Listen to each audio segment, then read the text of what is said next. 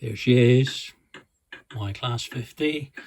Wanted to get a handsome one, but I just couldn't resist getting the Network Southeast one, which is pre-weathered, which I quite like actually. It's got a Paul Chetter sound chip fitted in it.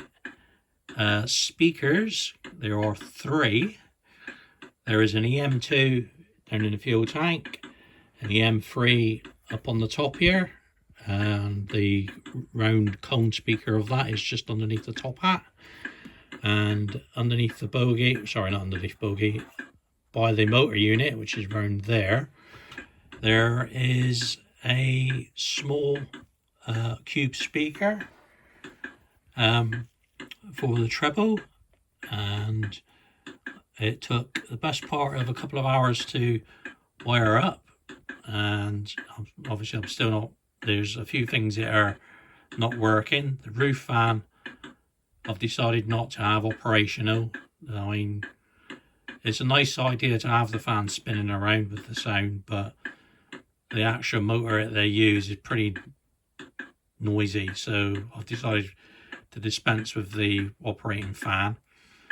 The cab light and head code box shares the same LED by the looks of it, which again I think is a bit of a pain. I mean, for the sake of putting an extra couple of LEDs in the model, a couple of LEDs separate with some more wiring. I mean, not that big a deal. I mean, at the end of the day, the model costs well over 600 quid. But anyway, so it's got a Paul Chetter Zimmel chip in it, and we'll fire it up and you can have a good old listen to it. So we'll do a cold start like always.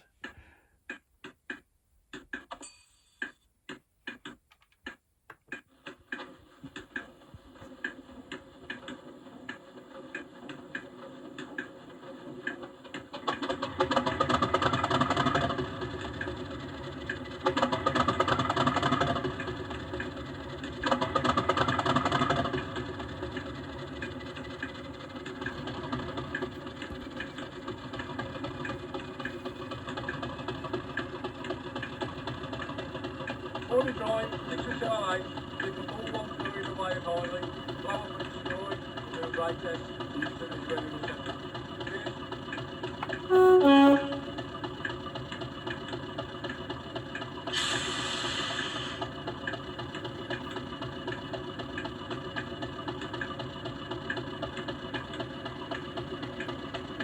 Do a little bit of a coast.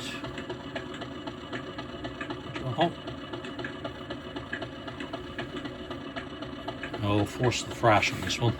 Here we go.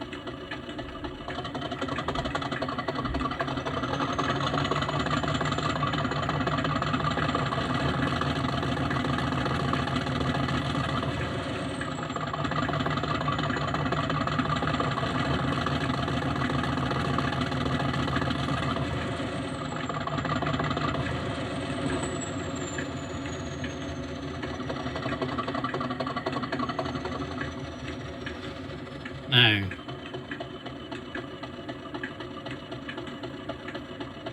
it's great sounding. I mean, having these 3 speakers is absolutely makes this sound absolutely gorgeous. However, let's shut her down a minute.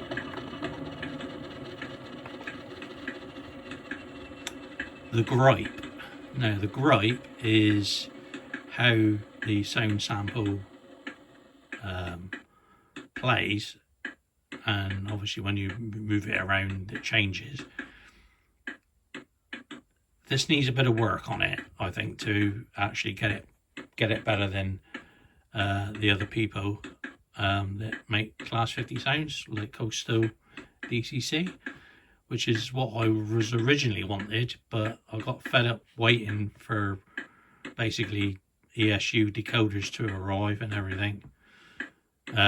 Everywhere is out of stock.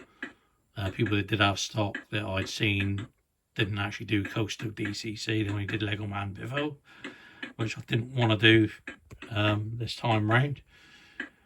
So I settled for Digitrains again with Paul Chetter.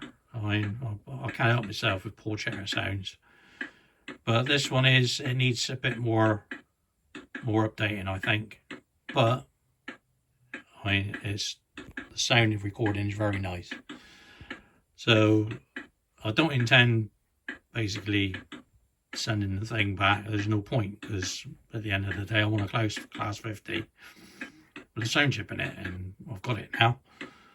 So there's a few things I need to do using the hardware. Like I say, I got to get the cab light stroke head code back light to work.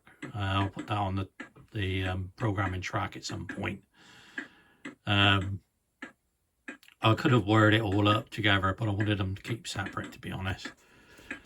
Because the decoder hasn't got that many functions compared to the other Zimo decoders I use. Because it's not the top of the range one. This is the second one down from that. So it's only got 8 functions. Where's it 4? This one's got 4 actually. But anyway, there you go. So the class 50 is now on Aylesmead, and I'm happy with the sound, but like I say, there is a bit of a gripe. But anyway, here we go.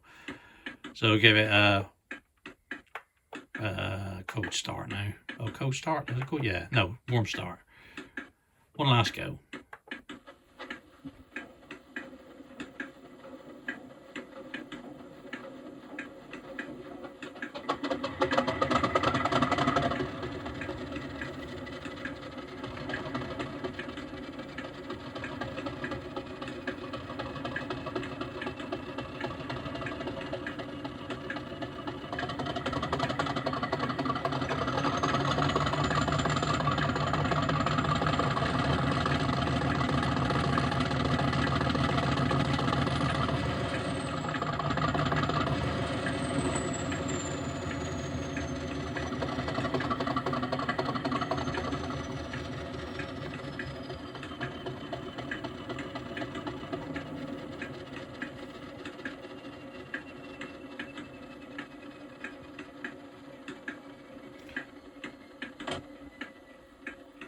Catch you later. Bye now.